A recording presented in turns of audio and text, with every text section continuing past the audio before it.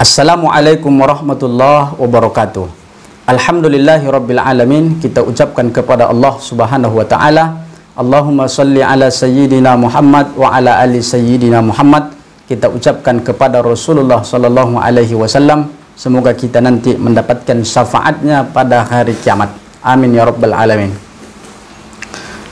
Ada 6 amalan yang kita amalkan agar kita terhindar daripada penyakit ataupun virus-virus yang datang menyerang kita. Semoga 6 amalan ini dapat kita amalkan, walaupun tidak semuanya kita bisa amalkan, tapi setidaknya jangan pula semuanya kita tinggalkan. Apa yang pertama, Bapak Ibu yang dimuliakan oleh Allah Subhanahu wa taala? Perbanyak salat dan sabar. Ingin terhindar daripada penyakit, maka perbanyak salat dan sabar. Apa hubungannya, Ustaz? Orang yang salat itu sehat. Orang yang salat, dia sudah sama dengan melakukan olahraga. Bahkan lebih hebat lagi orang yang salat daripada orang yang olahraga atau senam. Bapak Ibu, semakin tua dunia, semakin ke sini, maka gerakan-gerakan senam itu menyerupai sholat. Tengoklah Bapak Ibu yang dimuliakan oleh Allah. Mereka seperti ruku, kemudian mereka berdiri lagi, seperti i'tidal sami Allahu liman hamidah.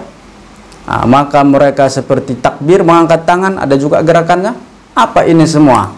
Ternyata 14 abad yang lalu Nabi Shallallahu Alaihi Wasallam sudah mencontohkan kepada kita bagaimana sehatnya orang yang sholat. Ternyata gerakan-gerakan sholat kita itu mengandung hikmah yang sangat luar biasa. Itu pandangan kesehatan. Di dalam surah Al-Baqarah ayat 45, Allah Subhanahu wa taala, wasta'inu bis sabri was salah. Ketika kita berdoa kepada Allah Subhanahu wa taala agar kita diberikan sehat, maka medianya sabar dan sholat. Sabar dan sholat. Semoga kita dikuatkan oleh Allah Subhanahu wa ta'ala menjadi orang-orang yang melakukan sholat sampai akhir hayat. Insya Allah kita sehat. Orang yang senam tapi tak sholat, dia tak sehat. Tapi orang yang sholat walaupun dia tak pernah senam, ini yang lebih sehat, Bapak Ibu yang dimuliakan oleh Allah. Lalu yang kedua, perbanyak zikir kepada Allah Subhanahu wa ta'ala. Zikir. Yang memberikan penyakit itu siapa? Allah Subhanahu wa ta'ala. Yang mampu mencabut penyakit itu siapa? Allah Subhanahu wa ta'ala. Maka ketika kita sakit atau kita berlindung daripada sakit, mintalah kepada Allah Subhanahu wa ta'ala agar dijauhkan kita daripada mara bahaya. Ada 2 amalan, zikirnya ada 2. Yang pertama, a'udzu bikalimatillahi tammati min syarri ma khalaqa.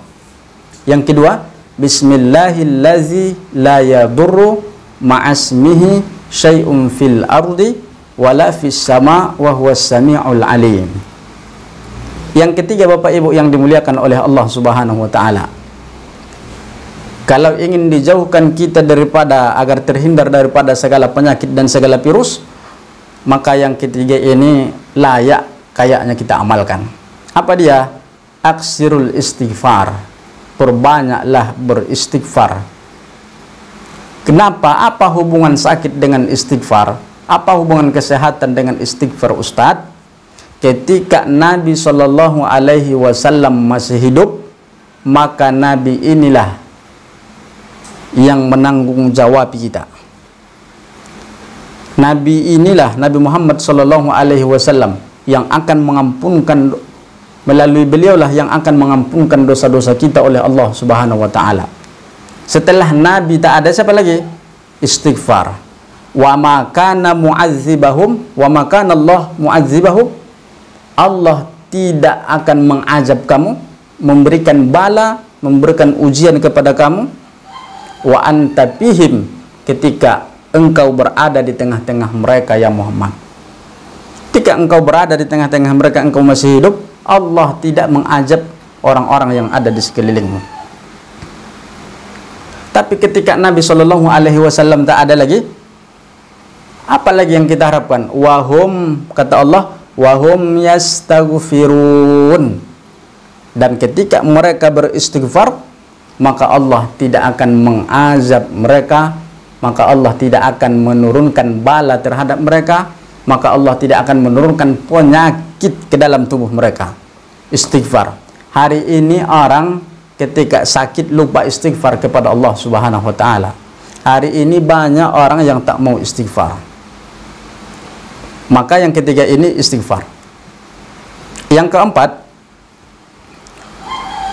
ketika kita sakit atau ketika mau terhindar daripada penyakit, maka banyak-banyak berdoa kepada Allah Subhanahu wa taala. Tapi doanya tidak biasa.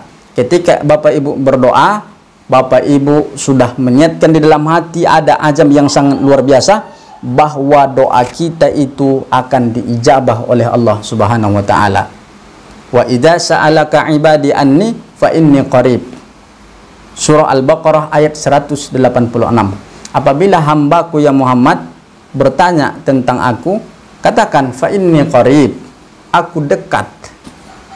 Aku dekat. Maka Allah lebih dekat daripada urat daripada urat bernapas kita. Bapak Ibu yang dimuliakan oleh Allah Subhanahu wa taala, maka kita banyak berdoa, Allahumma inni a'udzubika minal baras wa min sayyi'il asqam. Banyak doa-doa yang diberikan oleh Nabi kepada kita. Banyak berdoa agar Allah berikan kesehatan, agar Allah jauhkan kita daripada mara bahaya kesakitan. Yang kelima, banyak introspeksi diri. Ketika kita sakit, kita harus banyak introspeksi. Mungkin kesakitan ini ya Allah ada hikmahnya. Kalau tidak sakit, jikalau saya sehat, saya bekerja terus menerus, mungkin Allah ingin mengistirahatkan saya. Kita mengambil hikmah, maka dia disebut dengan introspeksi diri. Yang keenam yang dimuliakan oleh Allah Subhanahu wa taala, banyak bersedekah. Sedekah ini sebenarnya adalah hal yang paling mujarrad, tapi kadang-kadang orang tak yakin. Padahal inilah sebenarnya sedekah ini yang sangat luar biasa, sampai dia 95% mengobati penyakit kita. Maka Nabi Shallallahu Alaihi Wasallam bersabda, dawu mardakum bis sadaqah, obatilah penyakit kamu dengan bersedekah. Ini luar biasa Bapak Ibu. Kenapa orang tak percaya sekarang dengan sedekah bisa mengobati? Bapak Ibu yang dimuliakan oleh Allah, orang yang dermawan kemudian dia ikhlas, ini jarang orangnya sakit ini. Jarang dia sakit. Maka sesungguhnya inna shadaqata, maka sesungguhnya sedekah yang kita berikan dengan ikhlas, maka dia mampu meredam kemarahan Allah Subhanahu wa taala. Meredam kemarahan Allah saja sedekah mampu, apalagilah mengobati penyakit yang ada di dalam tubuh kita. Semoga Allah jadikan kita mengamalkan yang enam agar kita terhindar daripada penyakit-penyakit yang diberikan oleh Allah Subhanahu wa taala kepada kita. Wal afu minkum. Assalamualaikum warahmatullahi wabarakatuh.